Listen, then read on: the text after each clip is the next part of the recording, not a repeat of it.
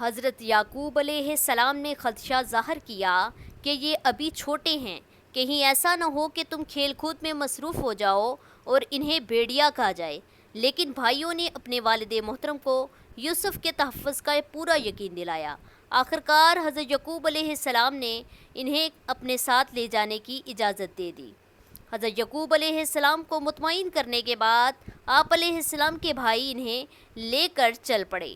جیسے ہی وہ اپنے والد محترم کی نظروں سے اوجھل ہوئے، آپ علیہ السلام کو مختلف انداز میں پریشان کرنے لگے۔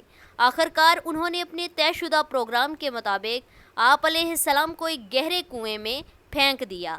جیسے ہی آپ علیہ السلام کو کنویں میں ڈالا تو اللہ رب العزت نے آپ علیہ السلام کی طرف وحی فرمائی کہ آپ پریشان نہ ہوں، آپ جس مصیبت میں ابھی گرفتار ہوئے ہیں وہ جلد اللہ تعالیٰ آپ کو اس سے نجات دلائیں گے اور آپ کو ایسے اعلیٰ مقام پر فائز فرمائیں گے کہ ایک وقت آئے گا کہ یہی بھائی آپ کے سامنے شرمندہ ہو کر کھڑے ہوں گے اور آپ انہیں ان کی یہ باتیں یاد دلائیں گے اس حال میں کہ وہ جانتے ہی نہ ہوں۔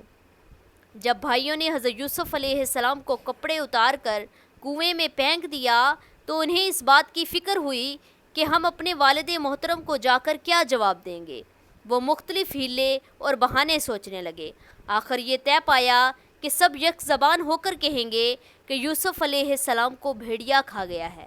بطور ثبوت انہوں نے ایک بکری کا بچہ ذبح کر کے اس کے خون سے حضرت یوسف علیہ السلام کے کرتے کو آلودہ کیا اور پھر رات کے وقت روتے ہوئے حضرت یعقوب علیہ السلام کے پاس پہنچے اور اپنے طے شدہ منصوبے کے تحت باپ کو مطمئن کرنے کی کوشش کرنے لگے۔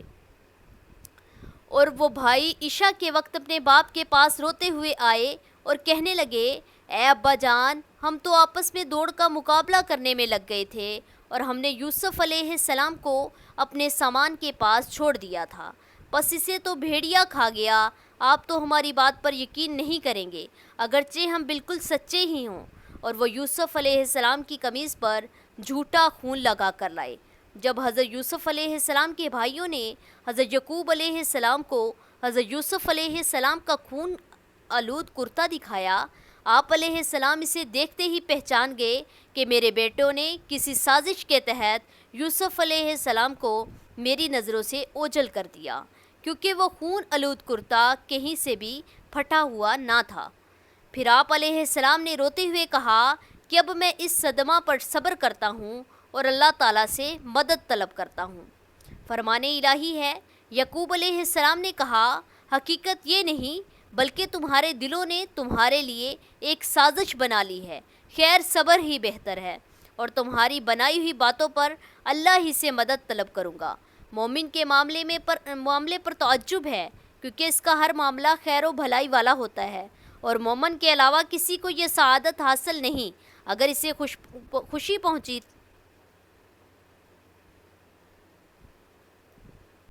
مومن کے معاملے پر تعجب ہے کیونکہ اس کا ہر معاملہ خیر و بھلائی والا ہوتا ہے اور مومن کے علاوہ کسی کو یہ سعادت حاصل نہیں۔ اگر اسے خوشی پہنچتی ہے تو شکر کرتا ہے، یہ اس کے لیے بہتر ہے۔ اگر مصیبت پہنچتی ہے تو صبر کرتا ہے اور یہ بھی اس کے لیے بہتر ہے۔ حضرت یوسف علیہ السلام کے سوتیلے بھائی آپ علیہ السلام کو کنویں میں ڈال کر واپس چلے گئے تو آپ علیہ السلام کنویں کے اندر اللہ تعالیٰ کی مدد اور رحمت کا انتظار کرنے لگے۔ کچھ ہی دیر بعد شام سے مصر جانے والا ایک تجارتی قافلہ وہاں سے گزرا۔ انہوں نے اپنے ایک آدمی کو کنویں سے پانی لانے کے لیے بھیجا۔ جب اس نے اپنا ڈول کنویں میں ڈالا تو حضرت یوسف علیہ السلام اس کے ساتھ لٹک گئے اور جیسے ہی اس نے کھینچا تو آپ علیہ السلام بھی اس کے ساتھ باہر نکل آئے۔ اس آدمی نے جب آپ علیہ السلام کو دیکھا تو فوراً کہا، ہمارے لیے تو ایک بہت بڑی خوشخبری ہے، یہ تو ایک بہت خوبصورت لڑکا ہے۔ پھر انہوں نے حضرت یوسف علیہ السلام کو اپنے تجارتی مال میں شامل کر لیا اور مصر کے بازار میں لے جا کر دیگر سامان کی طرح آپ علیہ السلام کو بھی غلام بنا کر فروخت کرنے کا اعلان کیا۔ فرمان الہی ہے، اور ادھر ایک قافلہ آیا تو انہوں نے اپنا پانی لانے والا بھیجا۔ اس نے جب اپنا ڈول ڈالا تو یوسف علیہ السلام کو دیکھ کر خوشی سے تڑپ اٹھے۔ جب قافلہ والے حضرت یوسف علیہ السلام کو لے کر سر زمین مصر پہنچے تو انہوں نے اپنے دیگر ساز و سامان کی طرح حضرت یوسف علیہ السلام کو بھی فروخت والے سامان میں شامل کر دیا۔ آپ علیہ السلام کے ذریعے اللہ تعالیٰ اہل مصر پر رحمت نازل فرمانے والے تھے۔ آپ علیہ السلام کے ہاتھوں میں حکومت کی باغ ڈور آنے والی تھی، اس لیے عزیز مصر نے آ کر آپ علیہ السلام کو دیکھتے ہی قافلے والوں سے خرید لیا، کیونکہ اسے آپ علیہ السلام کی پیشانی پر خیر و برکات کے آثار نظر آ گئے تھے۔ خریدنے کے بعد وہ آپ علیہ السلام کو اپنے شاہی محل میں لے آیا اور اپنی بیوی سے کہا کہ انہیں عزت سے رکھنا، ہو سکتا ہے یہ ہمارے کسی کام آئے یا ہم اس کو اپنا بیٹا ہی بنا لیں۔ اس طرح اللہ رب العزت نے حضرت یوسف علیہ السلام کو مصر میں ایک شاہی گھرانے میں پرورش پانے کا موقع نصیب فرمایا۔ حضرت یوسف علیہ السلام عزیز مصر کے گھر میں پرورش پا رہے تھے اور اپنے والد محترم کی تعلیمات کے مطابق اللہ تعالیٰ کی عبادت کر رہے تھے۔ جب آپ علیہ السلام جوانی کی عمر کو پہنچے تو اللہ رب العزت نے آپ علیہ السلام کو علم و حکمت سے نوازا اور منصب نبوت پر فائز فرمایا۔ حضرت یوسف علیہ السلام جب جوانی کی عمر کو پہنچے تو آپ علیہ السلام حسن و جمال کا پیکر اور انتہائی خوبصورت تھے۔ عزیز مصر کی بیوی آپ علیہ السلام کے حسن پر فریفتہ ہو گئی اور آپ علیہ السلام کو ورگلانے کی بہت کوشش کی۔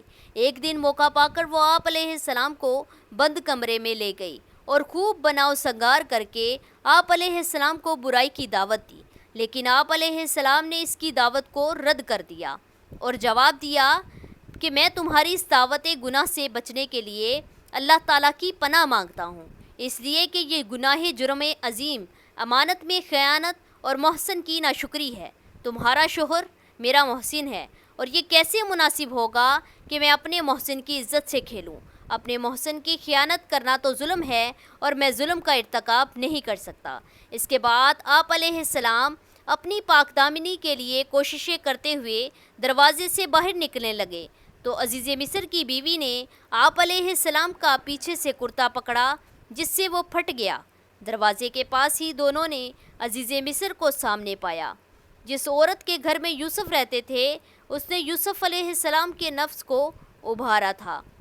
7 خوش نصیب ایسے ہوں گے جنہیں اللہ تعالیٰ اس دن اپنے عرش کے سایہ کے نیچے جگہ نصیب فرمائیں گے۔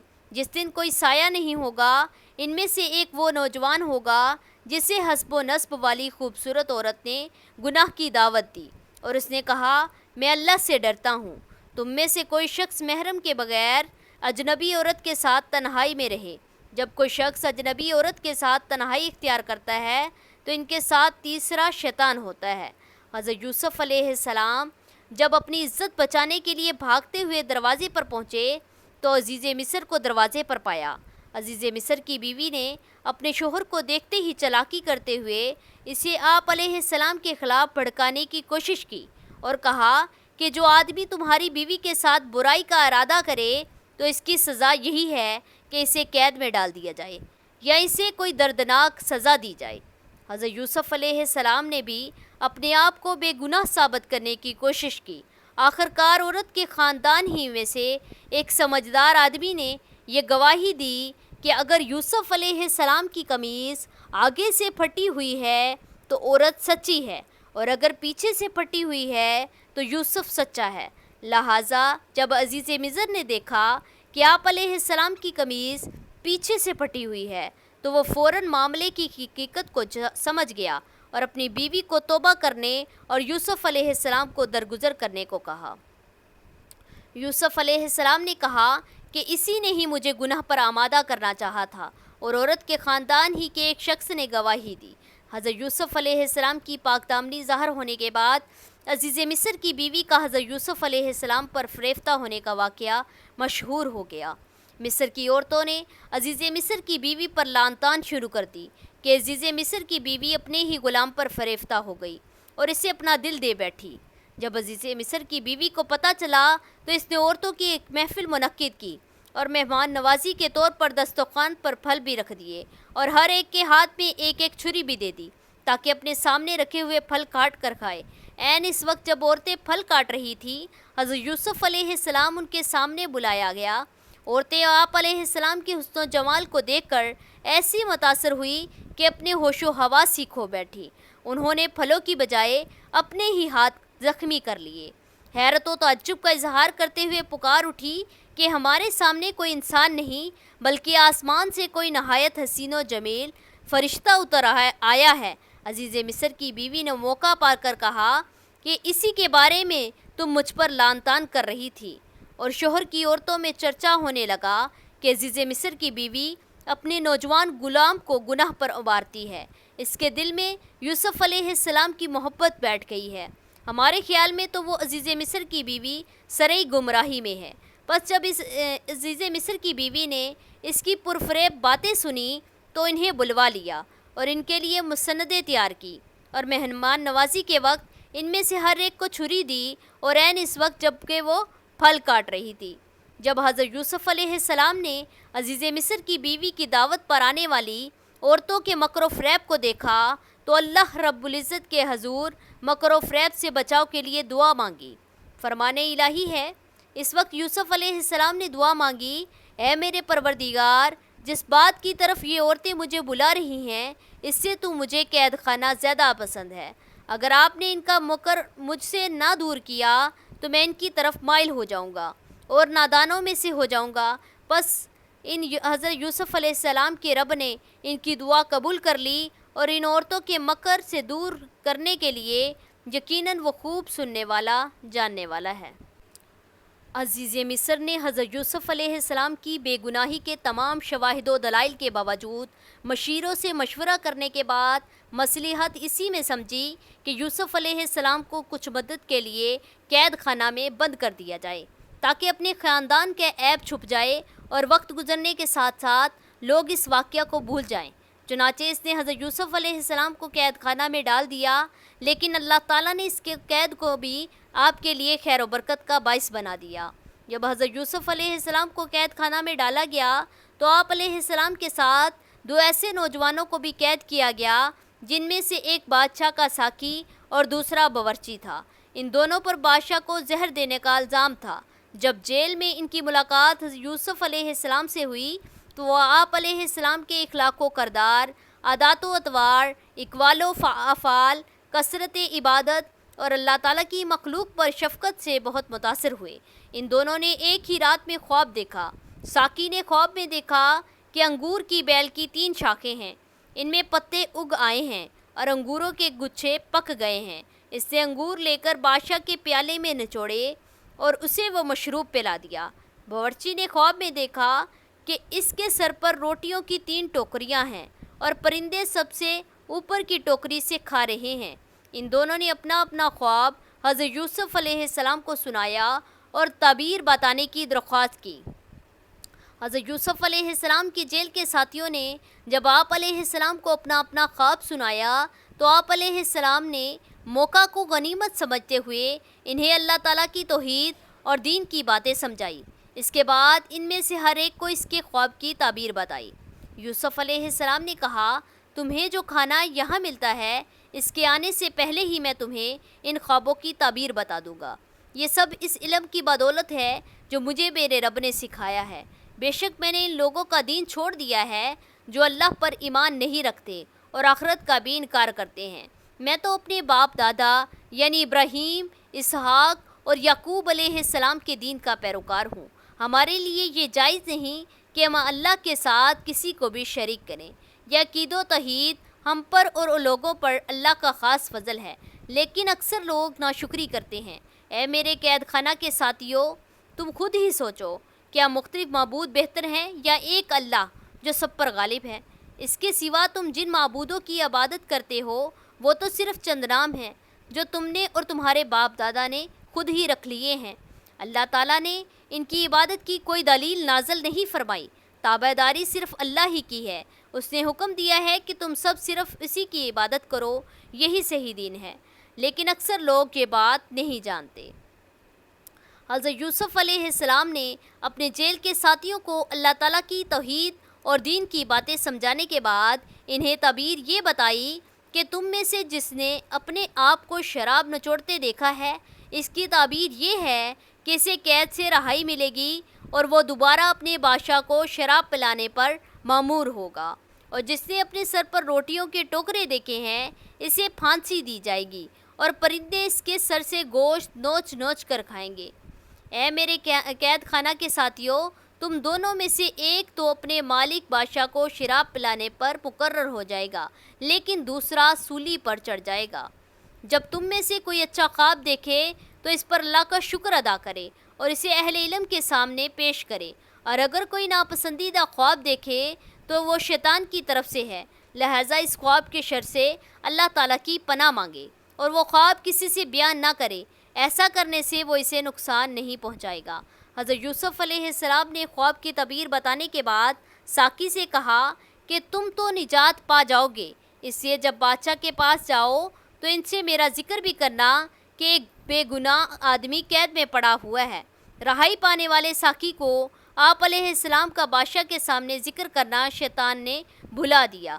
اس طرح آپ علیہ السلام کئی سال تک مزید قید خانہ میں ہی رہے۔ ساقی کے رہا ہونے کے کئی سال کے بعد مصر کے بادشاہ کو خواب آیا کہ 7 موٹی گائیں ایسی ہیں جنہیں 7 دبلی گائیں کھا رہی ہیں، اور 7 خشک ہیں اور 7 سبز۔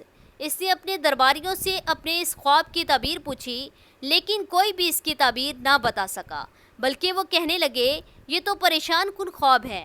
آخرکار وہ ساقی جو قید سے رہائی پا کر بادشاہ کے ہاں پہنچا، اس نے کہا کہ اگر آپ مجھے اجازت دیں تو میں قید خانہ میں جاتا ہوں، وہاں ایک یوسف نامی آدمی ہے جو اس خواب کی تعبیر بتا سکتے ہیں۔ چنانچہ اجازت ملنے کے بعد وہ آپ علیہ السلام کے پاس آیا اور آپ علیہ السلام سے خواب کی تعبیر دریافت کی۔ آپ علیہ السلام نے جو تعبیر بتائی وہ من و آن صحیح ثابت ہوئی۔ وہاں ایک یوسف نامی آدمی ہے جو اس خواب کی تعبیر بتا سکتے ہیں۔ چنانچہ اجازت ملنے کے بعد وہ آپ علیہ السلام کے پاس آیا اور آپ علیہ السلام سے خواب کی تعبیر دریافت کی۔ آپ علیہ السلام نے جو تعبیر بتائی وہی صحیح ثابت ہوئی۔